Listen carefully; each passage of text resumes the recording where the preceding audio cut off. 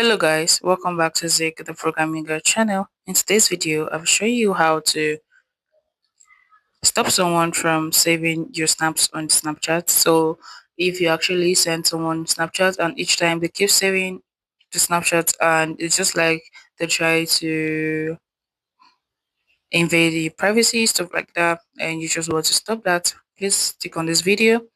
And if you're new to this channel, please click on the subscribe button and like. It really helps a lot.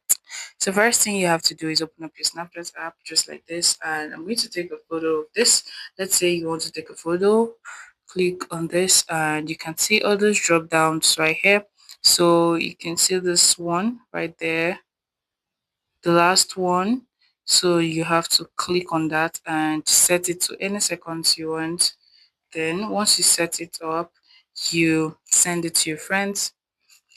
Send to, so I'm going to send it to one person. So once this person views it, the person to won't be able to actually save the snap. So let's try this one out. So let's say you have an existing one already. All you need to do is click on that drop down.